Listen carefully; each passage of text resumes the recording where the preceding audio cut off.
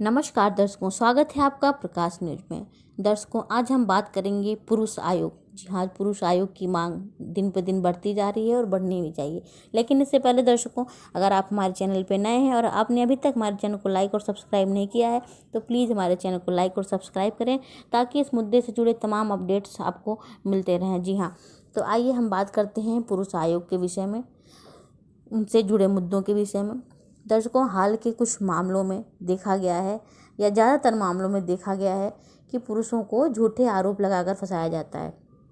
अक्सर देखने को आता है कि घर के छोटे मोटे घरेलू झगड़ों को बढ़ा चढ़ाकर अपराध बना दिया जाता है, घरेलू हिंसा का नाम दे दिया जाता है और इसको एक बड़ा अपराध बना दिया जाता है। कई मामलों में तो होता है कि पड़ोसी का झगड़ा होता है नाली को लेकर के, बाद में वो रेप केस में तब्दील हो जाता है। तो कोई अपनी उधारी के पैसे भी मांगता है तो उस पर रेप जैसे घिनौने अपराध में फंसा दिया जाता है। इसके अलावा इसमें धन, जमीन, जायदाद हड़पने, रंजिश निकालने, परेशान करने के लिए भी लोग झूठे मुकदमे बनाते हैं और फंसाते हैं। ज़्यादातर महिलाएं झूठे आरोप लगाती हैं, झूठे आरोप बनाती हैं। महिला द्वारा दहेज केस बना दिया जाता है। घर में छोटी मोटी बातों को झगड़ों घरेलू हिंसा का नाम दिया जाता है। दहेज के तो झूठे केस बनाए जाते हैं। दहेज के झूठे केस में पुरुष का पूरा परिवार बर्बाद हो जाता है, पूरे परिवार को फंसा दिया जाता है। घरेलू हिंसा में पूरे परिवार को फंसा दिया जाता है। इस तरीके से पुरुष प्रताड़ित किया जाता है। कैसे छोटे मामलों में उसको बड़ा करके उसको फंसाया जाता है। इन सब चीज़ों से उसको कितना बर्बाद होता है।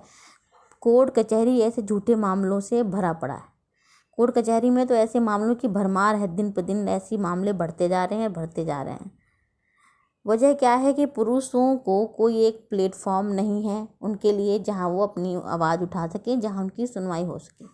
ज़्यादातर मीडिया, कानून जो है महिलाओं की बातों को ज़्यादा तवज्जो देता है, ज़्यादा सुनता है, ज़्यादा गंभीरता से लेता है। पुरुषों की इतनी सुनवाई नहीं होती है। इसलिए पुरुष आज खड़ा हुआ है, पुरुष आयोग बनाने की मांग कर रहा है ताकि उसको एक मंच मिले जहां से उसके लिए एक आवाज़ उठाई जाए। इन सब मामलों में आजकल तो लोग पॉक्सो में फंसवाने की धमकी दे देते हैं और फंसाए भी जाते हैं, फंसा भी दिए जाते हैं।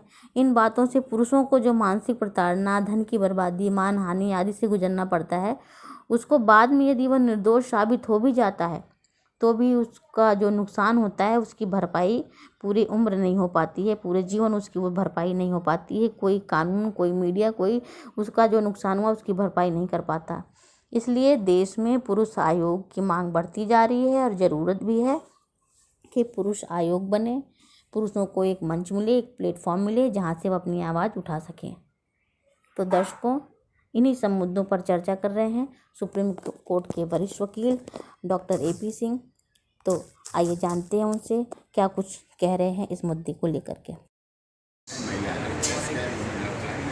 क्राइम अगेंस्ट वुमेन सेल है, सब कुछ है, लेकिन पुरुष के लिए कोई कानून नहीं है, ना ही आज तक पुरुष आयोग बना, ना पुरुष मंत्रालय में बना, ना पुरुष हेल्पलाइन है, ना पुरुष हेल्प डेस्क है, ना पुरुष के लिए गाड़ी है, ना पुरुष के लिए कोई आई हो।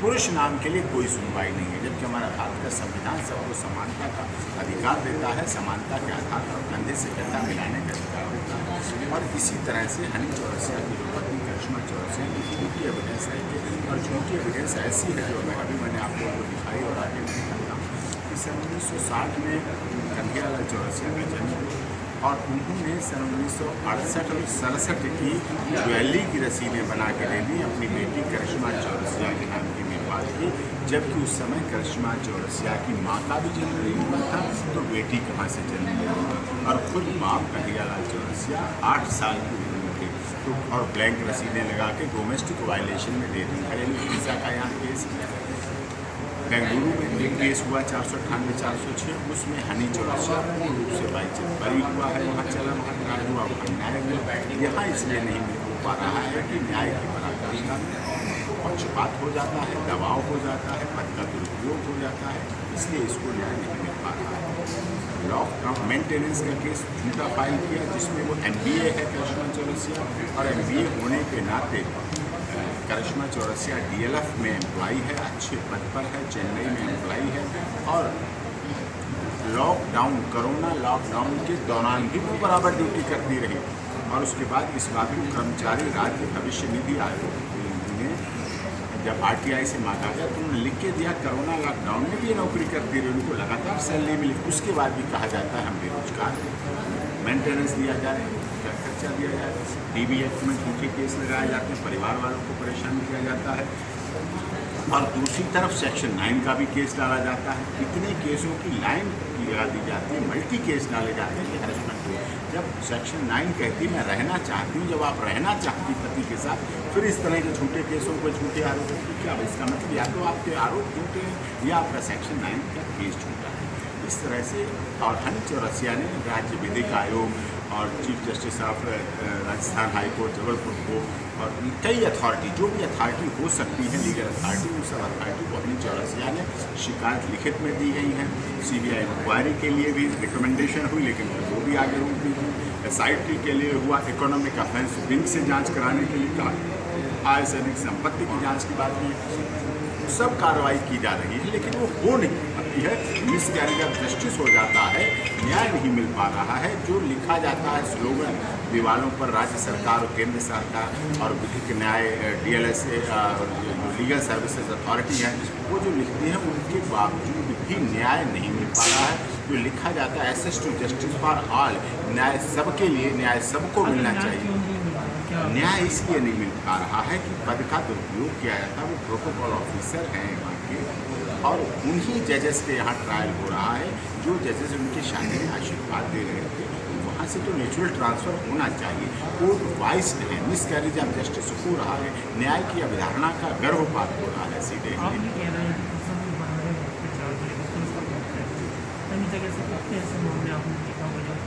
मैं आपको आंकड़े बता रहा हूँ, नेशनल क्राइम रिकॉर्ड ब्यूरो के, आप गूगल से ले लेंगे, आजकल तो गूगल का ज़माना है। जो बात मैंने करिश्मा चौरसिया के बारे में की, वो भी आप देख सकते हैं। करिश्मा चौरसिया गूगल पे आप टाइप करेंगे DLF, तो आपको सब कुछ मिल जाएगा। इसी तरह मैं आज पुरुषों के अत्याचार की बात कर रहा हूँ। 150 से लेकर 200 पुरुष प्रतिदिन इस देश में आत्महत्या करते हैं।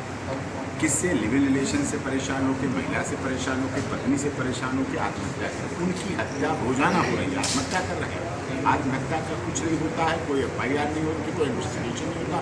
हाँ, केवल एक सुशिया भी इस देश का पीड़ित पुरुष है, उस पर झूठे मेंटेनेंस के केस, DB एक्ट के केस, परिवार वालों के केस, इस तरह लगाकर पूरा हरेसमेंट किया जा रहा है। शारीरिक, मानसिक, आर्थिक शोषण दोनों हो रहा है। दोनों पढ़े लिखे व्यक्ति हैं, और जिस तरह से कानून के साथ कर रहे हैं, दबाव को देते दे रहे हैं। ये इस तरह से अगर हनी चौरसिया भी आत्महत्या कर ले तो कुछ कोई खबर नहीं बनेगी, कोई सूचना नहीं जाएगी। कोई विधवा माँ है आभा चौरसिया बैठी है, तो वो अपने रो के पीट के बैठ जाएंगे, क्या करेंगे? उनको कुछ नहीं होगा। हाँ, कानून न्याय नहीं मिल पा रहा है, मिसकैरेज ऑफ जस्टिस हो रहा है। जब न्याय मिलता तो न्याय दिखता। केवल दीवारों पे लिखा रह गया है, बोर्डों पे लिखा रह गया है access to justice for all, न्याय सबके लिए होना चाहिए। लेकिन भारतीय संविधान के अनुसार कहाँ न्याय मिला? अगर न्याय मिलता तो आज जैसे महिला आयोग है, महिला हेल्पलाइन है, महिला कमीशन है, महिला हेल्पलाइन, तो पुरुष आयोग, पुरुष मंत्रालय, पुरुष हेल्पलाइन क्यों नहीं? अगर आज पुरुष हेल्पलाइन, पुरुष आयोग, पुरुष मंत्रालय ये सब होता तो हनी चौरसिया वहाँ जाता, वहाँ के चेयरमैन होते, तो हनी चौरसिया की कंप्लेंट वहाँ देखी जाती, तो कन्हैयालाल चौरसिया के खिलाफ एक्शन होता, करिश्मा चौरसिया के खिलाफ एक्शन होता। झूठे झूठे तथ्य देने पर, झूठी झूठी सबूत देने पर, झूठी झूठी गवाही देने पर, झूठा झूठा ये सब किया जा रहा है। ये भी है, इस पर भी कानून कहता है, CRPC कहती है, IPC कहती है, झूठे केस लगाना अपराध है, पद का दुरुपयोग करना अपराध है। मध्य प्रदेश राज्य विधिक सेवाएं कहती हैं, उनकी सेक्शन 1490 सब कहती हैं कि आय से अधिक संपत्ति आपने कैसे इकट्ठी कर ली। राजस्थान मध्य प्रदेश हाईकोर्ट के सिस्टम बना हुआ है, ED है, इन्फोर्समेंट ऑफ डायरेक्ट का कार्यालय नई दिल्ली है, इकोनॉमिक ऑफेंस विंग का जबलपुर है, सबको शिकायत दी गई, सब जांच करना शुरू करते हैं, लेकिन करते करते रुक जाती है, रोक ली जाती है, बीच में रह जाती है, न्याय की अवधारणा टूट जाती है, नहीं मिल पा रहा है। सर आज सुनवाई हुई, इसमें क्या? अब उसमें 11 तारीख है, सुनवाई हो ही कहाँ पा रही, सुनवाई नहीं हो पा रही, केवल पेंडेंसी रखना, पेंडिंग रखना, डाले रखना और न्याय नहीं हो पाना। केस ट्रांसफर की भी हाँ, केस ट्रांसफ़र की भी हम कर रहे हैं कि इस तरह से पहली बात तो जो judicial officer, concern judicial officer रहे हैं, जो इससे जुड़े हुए हैं, उन्हें इससे हट जाना चाहिए, छोड़ देना चाहिए, दूसरों के पास जाना चाहिए। और इसके बाद भी अगर नहीं न्याय मिल पा रहा तो इस ट्रांसफ़र की पिटीशन लगाई जाएगी, और तो न्याय पाने के लिए संघर्ष किया जाएगा और आप लोगों की मदद ली जाएगी कि न्याय मिलना चाहिए, न्याय दिखना चाहिए, न्याय होते हुए होना चाहिए। क्यों आप आमंत्रित कर रहे हैं न्याय की अवधारणा को रोके कि पुरुष आत्महत्या करता रहे, पुरुष मरता रहे, पुरुष फंदे पर लटकता रहे? केवल एक सुशांत ही नहीं है, 150 से 250 प्रतिदिन सुशांत बनते हैं इस देश में। सुशांत सिंह राजपूत जैसी धरोहर, वो तो एक हीरो था, वो तो एक फिल्मों का कलाकार था।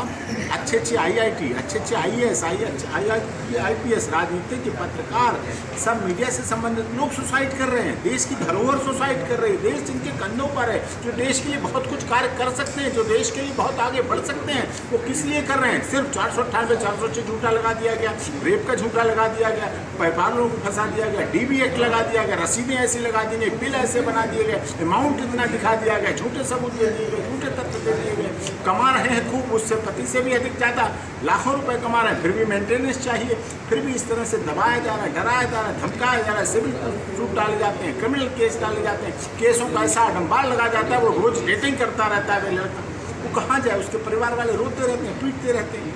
तो इस तरह से महिलाओं का एक महिला दूसरी 10 महिलाओं का उत्पीड़न करती है।